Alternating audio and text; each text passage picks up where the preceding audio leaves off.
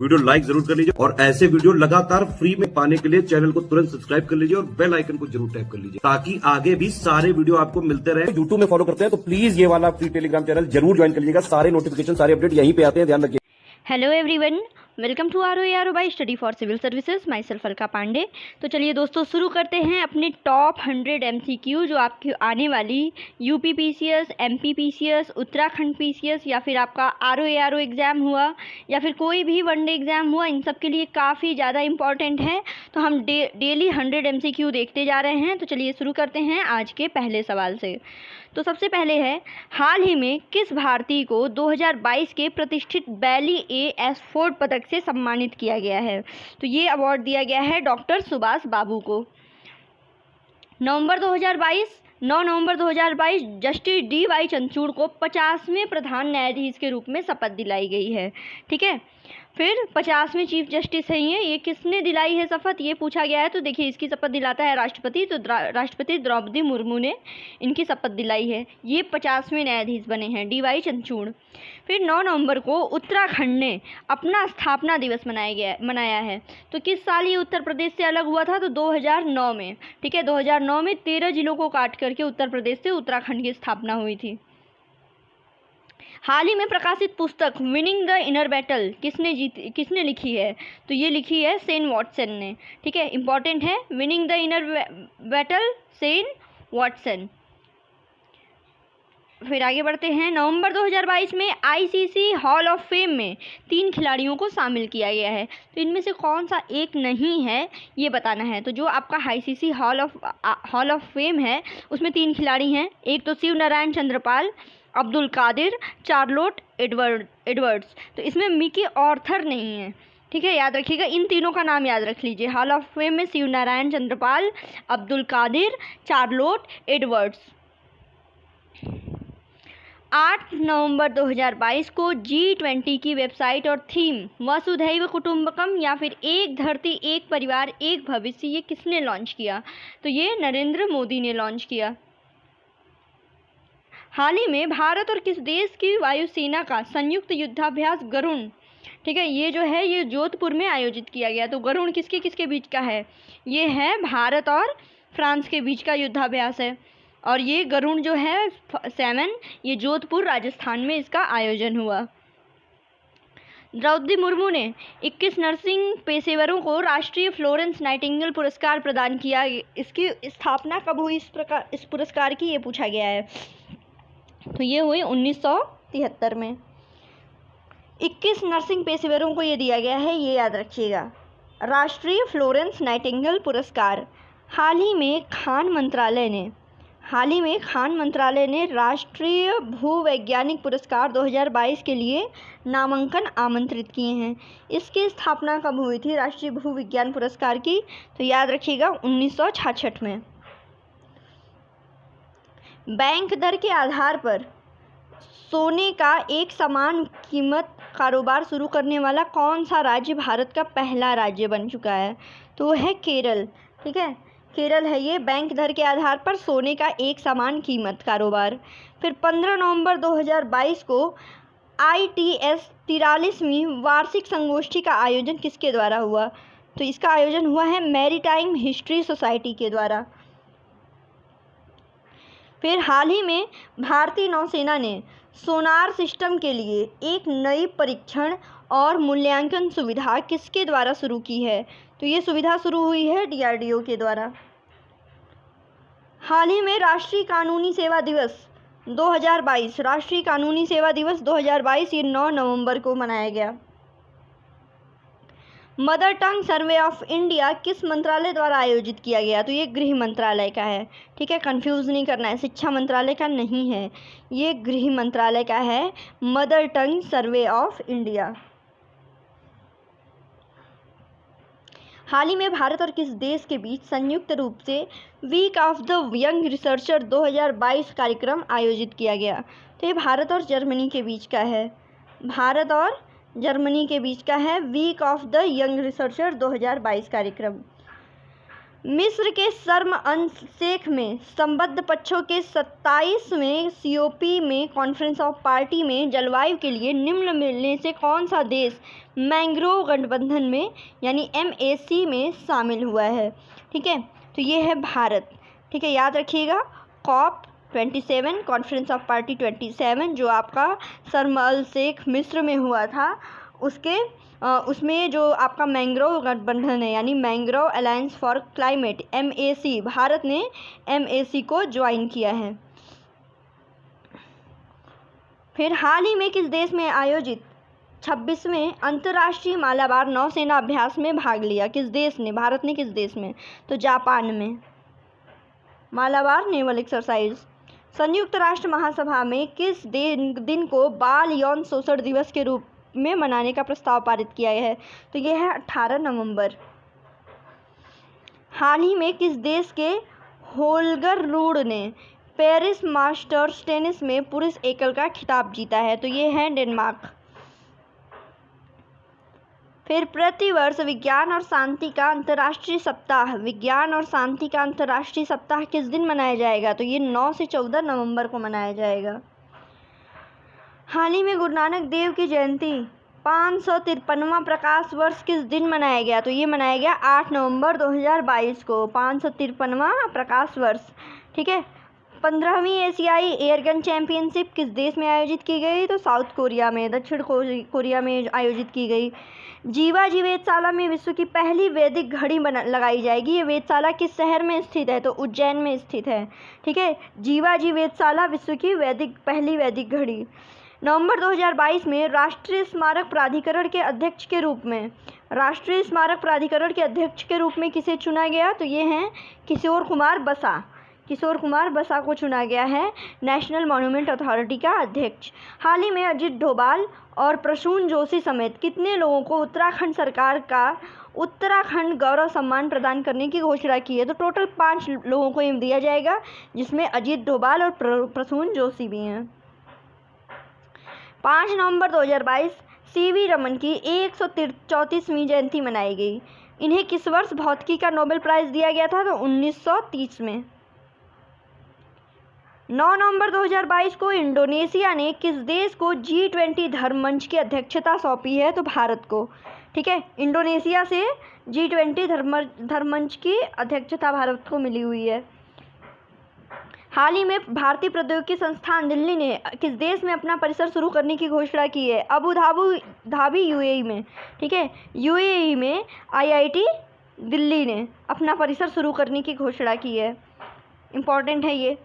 हाल ही में लेखक मैनेजर पांडे का निधन हो गया। किस राज्य से संबंधित थे? ये थे बिहार से संबंधित। 2019 में संसद द्वारा पारित किए गए 103वें संवैधानिक संशोधन को हाल ही में सुप्रीम कोर्ट ने सही ठहराया है, जो कि संबंधित है आपका 10% EWS रिजर्वेशन से, आरक्षण से संबंधित है। गोवा में आयोजित होने वाले 53वें भारतीय अंतर्राष्ट्रीय फिल्म महोत्सव 2022 में किस देश को कंट्री फोकस के रूप में चुना गया है? तो ये है फ्रांस में भारतीय अंतर्राष्ट्रीय फिल्म महोत्सव में। फिर अक्टूबर 2022 मंथ का ICC player of the month Virat Kohli को चुना गया है, जबकि women player of the month कौन है? ये है पाकिस्तान की निदा डार, पाकिस्तान की खिलाड़ी हैं ये। फिर विश्व रेडियोलॉजी दिवस ये मनाया गया 8 नवंबर को। हाल ही में किस राज्य ने भारत की पहली मुस्लिम महिला शिक्षिका फातिमा शेख पर स्कूलों में पाठन शुरू किया है? तो आंध्र प्रदेश में। ठीक है, बस क्वेश्चन आंसर है 1 लाइनर फॉर्म में, इसको बस देखते जाइए। ठीक है, एग्जाम के लिए काफ़ी ज़्यादा इंपॉर्टेंट है। हम डेली 100 MCQ आपके PCS परीक्षा के लिए ला रहे हैं। State of food and agricultural report किस अंतर्राष्ट्रीय संस्था द्वारा ये जारी किया गया है? तो ये है FAO, food and agriculture organization, इसके द्वारा जारी की जाती है state of food and agriculture report 2022। नवंबर 2022 में एशियन डेवलपमेंट बैंक ने किस राज्य में सड़क संपर्क सुधार के लिए $350 मिलियन के ऋण को मंजूरी दी है? तो महाराष्ट्र को दिया गया है एशियन डेवलपमेंट बैंक के द्वारा सड़क संपर्क सुधार के लिए $350 मिलियन का ऋण। फिर हाल ही में प्रकाशित इंजीनियर्स इन इंडिया नामक पुस्तक किसने लिखी है? तो BR मोहन रेड्डी ने। हाल ही में वडोदरा म्यूनिसिपल बॉन्ड जारी करने का देश का दूसरा शहर बन गया है। ठीक है, आप कमेंट बॉक्स में बताइए पहला शहर कौन सा है। वडोदरा जो है म्यूनिसिपल बॉन्ड जारी करने वाला दूसरा शहर बना है। बायजू ने अपने एजुकेशन फॉर ऑल पहल के लिए वैश्विक ब्रांड एम्बेसडर किसको बनाया है, तो ये हैं लियोनेल मेसी। हाल ही में भारत ने फिलिस्तीन शरणार्थियों के लिए UNRWA में कितने मिलियन अमेरिकी डॉलर का योगदान दिया है, तो 2.5 मिलियन अमेरिकी डॉलर। नवंबर 2022 में अंतर्राष्ट्रीय हॉकी महासंघ के नए अध्यक्ष के रूप में चुना गया है मोहम्मद तैयब इकराम को। हाल ही में किस क्रिकेट टीम ने पहली बार सैयद मुश्ताक अली ट्रॉफी जीत लिया है, तो मुंबई की टीम ने सैयद मुश्ताक अली ट्रॉफी। फिर देश के पहले महिला मोहल्ला क्लिनिक का उद्घाटन, पहला महिला मोहल्ला क्लिनिक का उद्घाटन है दिल्ली में। किस राज्य सरकार ने वन विभाग और US agency for international development ने राज्य में trees outside forest in India कार्यक्रम शुरू करने की घोषणा की है, तो ट्री आउटसाइड फॉरेस्ट जो इनिशिएटिव है वो है हरियाणा का वन विभाग और US agency for international development ने मिलकर के trees outside forest in India, बहुत इंपॉर्टेंट है ये। और भारतीय पुरुष स्क्वैश टीम ने एशियाई स्क्वैश टीम चैंपियनशिप 2022 में कौन सा पदक जीता है, तो गोल्ड जीता है। फिर नवंबर 2022 में KV कामत ये किस कंपनी के स्वतंत्र निदेशक नियुक्त किए गए हैं, तो ये हैं रिलायंस इंडस्ट्रीज़ के KV कामत। हाल ही में एडॉप्शन गैप रिपोर्ट 2022 किसके द्वारा जारी की गई, तो ये UNEP का है, यूनाइटेड नेशन इन्वायरमेंट प्रोग्राम। ठीक है, UNEP का है एडॉप्शन गैप रिपोर्ट 2022। हाल ही में राष्ट्रीय कैंसर जागरूकता दिवस नेशनल कैंसर अवेयरनेस डे मनाया गया है 7 नवंबर 2022 को। फिर स्वच्छ सर्वेक्षण ग्रामीण 2023 टूल किट का शुभारंभ ये जल शक्ति मंत्रालय के द्वारा। ठीक है, स्वच्छ सर्वेक्षण ग्रामीण 2023 टूल किट। फिर शिक्षा मंत्रालय 15 नवंबर 2022 को किसकी जयंती पर स्कूल कॉलेजों में जनजातीय गौरव दिवस मनाएगा, तो बिरसा मुंडा की जयंती पर। ठीक है, बिरसा मुंडा की जयंती पर स्कूलों कॉलेजों में जनजातीय गौरव दिवस मनाया जाएगा। हाल ही में किन 2 राज्यों ने संयुक्त रूप से उमियम झील को विश्व स्तरीय जलीय खेल स्थल के रूप में विकसित करने की घोषणा की है, तो ये है असम मेघालय ने मिल करके। ठीक है, और उमियम झील याद रखिएगा, Assam Meghalaya. Forbes world best employer 2022 में किस भारतीय कंपनी को भारत में पहला स्थान दिया गया है, जो कि दुनिया में 20वें नंबर पर है, तो भारत में पहला स्थान है रिलायंस इंडस्ट्रीज़ का। तो जो आपका फोर्ब्स वर्ल्ड बेस्ट एम्प्लॉयर 2022 है, इसमें रिलायंस इंडस्ट्रीज़ जो है उसका भारत में पहला स्थान है और वहीं विश्व में इसका 20वां स्थान है। युद्ध और सशस्त्र संघर्ष में पर्यावरण के शोषण को रोकने के लिए अंतर्राष्ट्रीय दिवस 2022 किस दिन मनाया गया, 6 नवंबर को। आगे बढ़ते हैं। प्रमोद भगत और मनीषा रामदास ने टोक्यो में BWF पैरा बैडमिंटन विश्व चैंपियनशिप 2022 में कौन सा पदक जीता है, तो इनको गोल्ड मिला हुआ है। 4 से 7 नवंबर 2022 तक आयोजित तोखो इमोंग वर्ल्ड काउंट की मेज़बानी किस राज्य ने की, नागालैंड ने। The rising sun water fest किस राज्य में आयोजित किया गया, तो नॉर्थ ईस्ट मेघालय में। ठीक है, फिर है विजन 2030 रसायन और पेट्रो रसायन के माध्यम से भारत निर्माण थीम के साथ 12वीं द्विवार्षिक अंतर्राष्ट्रीय प्रदर्शनी और सम्मेलन इंडिया केम 2022 कहाँ आयोजित किया गया, तो ये नई दिल्ली में आयोजित किया गया। भारत के प्रसन्ना शेषाद्री ने विश्व पहेली चैंपियन 2022 में कौन सा पदक जीता है, तो सिल्वर जीता हुआ है। फिर नवंबर 2022 में उत्तर प्रदेश सरकार ने प्रदेश में IT सेक्टर में कितने हजार करोड़ रुपए निवेश प्रस्तावों को मंजूरी दी है, तो 7,000 करोड़ रुपए। फिर शिशु सुरक्षा दिवस 2022 7 नवंबर को the future of travels start now theme के साथ 7 से 9 नवंबर 2022 तक वर्ल्ड ट्रैवल मार्केट WTM का आयोजन किस शहर में किया गया, तो इसका आयोजन किया गया है लंदन में और इसकी थीम रही है the future of travel start now. भारतीय और किस देश की वायुसेना के बीच वार्षिक संयुक्त सैन्य परीक्षण का 11वां संस्करण 3 नवंबर को कलाईकुंडा स्थित वायुसेना स्टेशन में आयोजित किया गया। तो याद रखिएगा, ये भारत और सिंगापुर के बीच का है संयुक्त सैन्य परीक्षण। 4 नवंबर को केरल के कोच्चि में 15वें कार्बन मोबिलिटी इंडिया सम्मेलन और एक्सपो 2022 का उद्घाटन किसने किया? तो इसका उद्घाटन किया है हरदीप सिंह पुरी ने। मिजोरम के आइजोल जिले का एबॉक cluster Shyama Prasad Mukherjee rurban mission के तहत पूरा होने वाला पहला क्लस्टर बन गया है। इसको किस वर्ष लॉन्च किया गया था? ये जो श्यामा प्रसाद मुखर्जी रूर्बन मिशन है, इसको लॉन्च किया गया था 16 फरवरी 2016 में, ठीक है। और इसके तहत डेवलप होने वाला पहला क्लस्टर है मिजोरम के आइजोल में एबॉक क्लस्टर। फिर याद रखिए, गुरुग्राम स्थित किस फिनटेक कंपनी ने छोटे कारोबारियों के लिए नियो बैंक और अपनी तरह का पहला डिजिटल चालू खाता लॉन्च किया है? तो ये है चेकबुक। आगे बढ़ते हैं। हाल ही में जारी रिपोर्ट के अनुसार कौन सा देश विश्व की सबसे सस्ती विनिर्माण लागत वाले देशों की सूची में ऊपर है? तो ये है भारत, ठीक है।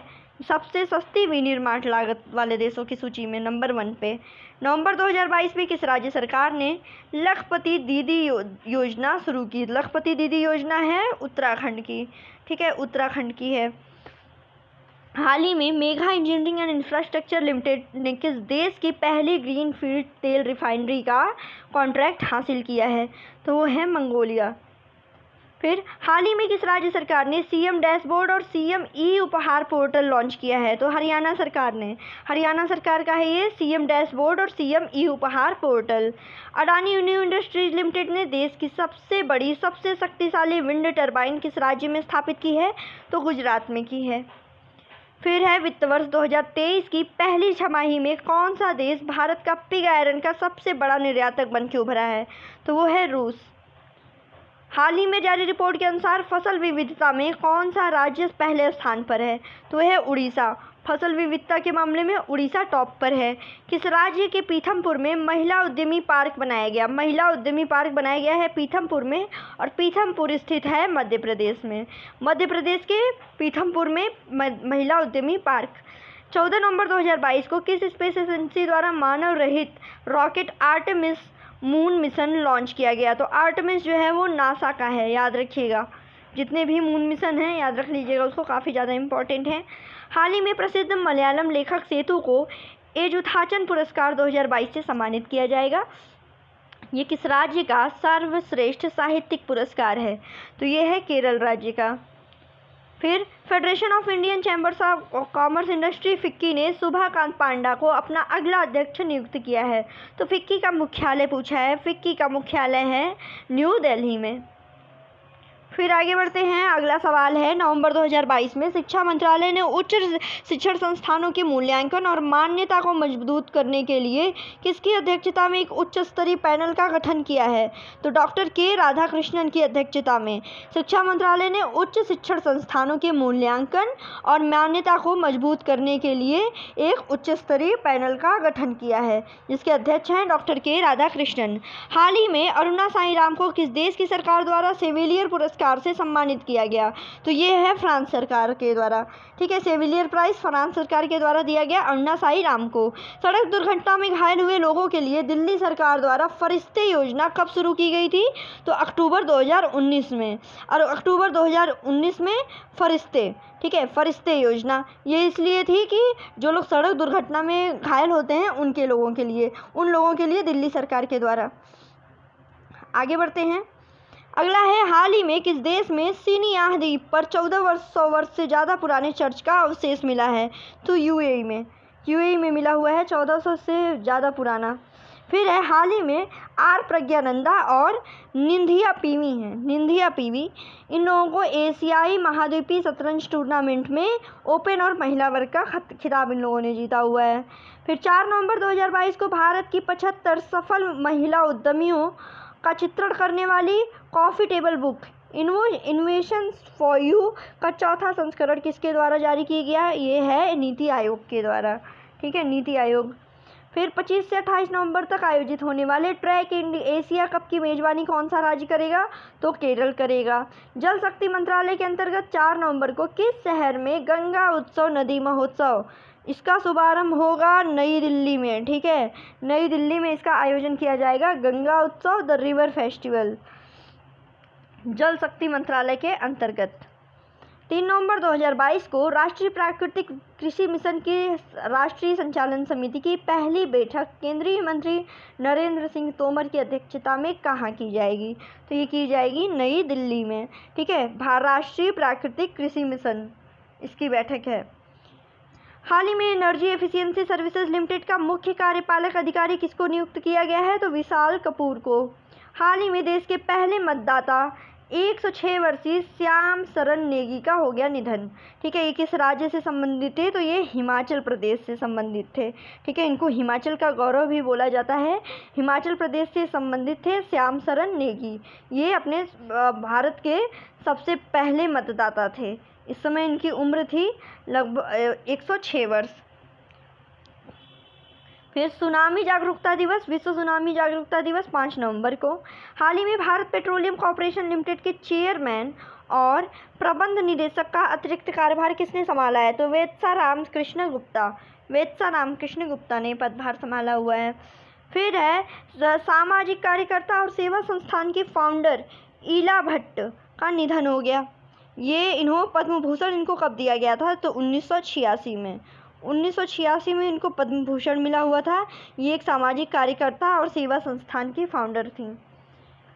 शिक्षा मंत्रालय द्वारा जारी 2022-21 के दौरान प्रदर्शन श्रेणी सूचकांक में स्तर 2 में शामिल वे कौन से 3 राज्य हैं जो किसी भी राज्य द्वारा हासिल किया गया उच्चतम स्तर है? तो ये हैं गुजरात, राजस्थान और आंध्र प्रदेश। ठीक, Collins dictionary word of the year 2022 के लिए इसमें है परमा क्राइसिस वर्ड। ये कॉलिंस डिक्शनरी क्या है? फिर इसी तरह ऑक्सफोर्ड वगैरह, कैम्ब्रिज, इन सब के वर्ड्स याद कर लीजिएगा ईयर वाइज। फिर निवेशक दीदी पहल के तहत श्रीनगर की डल झील में भारत का पहला फ्लोटिंग वित्तीय साक्षरता शिविर किस पेमेंट बैंक द्वारा आयोजित हुआ? तो इसके पीछे है इंडिया पोस्ट पेमेंट्स बैंक।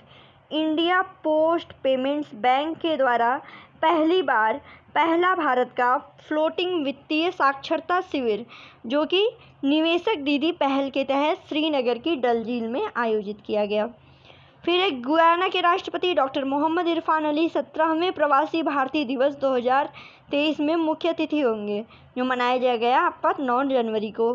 फिर 4 नवंबर 2022 को मुख्य निर्वाचन आयुक्त ने दिव्यांग मतदाताओं से संबंधित PWD आइकन्स राष्ट्रीय सम्मेलन की अध्यक्षता, तो इसकी अध्यक्षता की मुख्य निर्वाचन आयुक्त राजीव कुमार ने। मेक टू परियोजना ये किस मंत्रालय से संबंधित है? तो ये संबंधित है रक्षा मंत्रालय से, मेक टू परियोजना। फिर हाल ही में जारी एक रिपोर्ट के अनुसार यूरोपीय क्षेत्र में वर्ष 1991 के बाद तापमान में प्रत्येक दशक कितने सेल्सियस की बढ़ोतरी हुई है? तो 0.5 डिग्री सेंटीग्रेड की, ठीक है, बढ़ोतरी हुई है प्रतिवर्ष यूरोपियन रीजन में प्रत्येक दशक, प्रतिवर्ष नहीं। फिर किस देश ने दुनिया की सबसे लंबी ट्रेन लॉन्च की है? सबसे लंबी यात्री ट्रेन दुनिया की सबसे लंबी, तो ये है स्विट्जरलैंड ने। निष्क्रिय निगरानी उपग्रह रीसेट 2 जकार्ता के पास हिंद महासागर से टकराया। इसरो द्वारा इसको किस वर्ष लॉन्च किया गया था? तो 2009 में इसको लॉन्च किया गया था। ठीक है, याद रखिएगा। हाल ही में किस राज्य सरकार ने लड़कियों के लिए लाडली लक्ष्मी 2.0 वित्तीय सहायता योजना की शुरुआत की है? तो लाडली लक्ष्मी 2.0 ये मध्य प्रदेश की योजना है, ये लड़कियों के लिए है इसको। तो ये हमने देख लिया आज का टोटल 100 MCQ। तो ऐसे ही इम्पॉर्टेंट MCQ के लिए बने रहिए। हम डेली 100 MCQ ला रहे हैं, जो आपकी आने वाली स्टेट परीक्षा है 14 मई को। आपका मध्य प्रदेश PCS का एग्ज़ाम है, फिर आपका उत्तराखंड PCS का एग्ज़ाम होगा, BPSC का एग्ज़ाम होगा। इन सभी के लिए बहुत ही ज़्यादा इम्पॉर्टेंट है। तो ऐसे ही बने रहिए, हमारे चैनल को सब्सक्राइब कीजिए। Thank you so much.